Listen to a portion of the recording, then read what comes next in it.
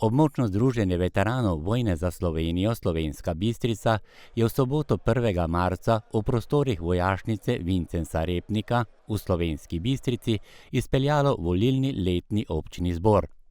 Po prihodu praporja in nekaj glasbe v izvedbi glasbene šole Slovenska Bistrica ter recitalo se je občni zbor, ki je bil volilni, tudi uradno začel.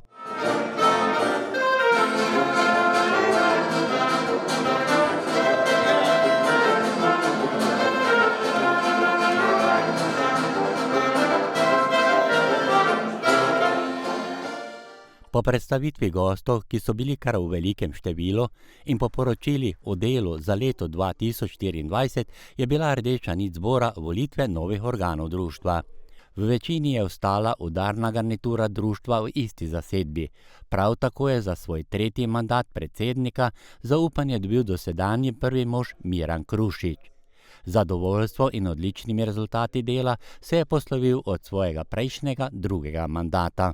Ja, jaz moram reči, da sem imel kar srečno roko pri izbiri predsedstva in pa pri izbiri sekretarja, kajti zrihtali smo kar precej stvari na Brinju in uredili vse tisto, kar smo si zadali.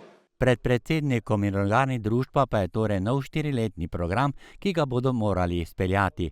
Predsednik pa je izpostavil. V prvi vrsti bi radi napravili spominsko sobo. Na tej spominski sobi bi radi predstavili vse tisto, kar je bilo 91.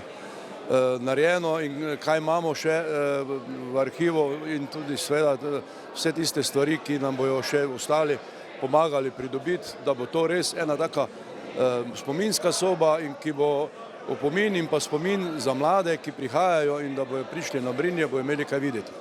Že v dosedanjem delu pa je roko ponujal mladim, s katerimi si v tem mandatu želi še več sodelovanja. Moto moj pa je, da se Brinje neha zidati in pa da se neka smisel, neka ideja izpostavi, tisto, ko sem tudi danes na zboru povedal, da bi rad pripeljal vso osnovno šolo iz vseh občin na Brinje in da vidijo, kaj se gor dogaja. Imamo zdaj velike možnosti, ker imamo tudi film 30-minutni. In kako v zvezi gledajo na delo Bistriškega območnega združenja?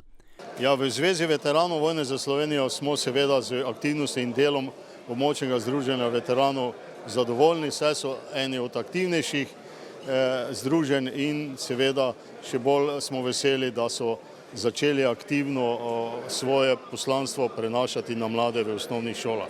Za aktivno delo in podporo v domoljubni organizaciji podelijo najbolj zaslužnim tudi priznanja.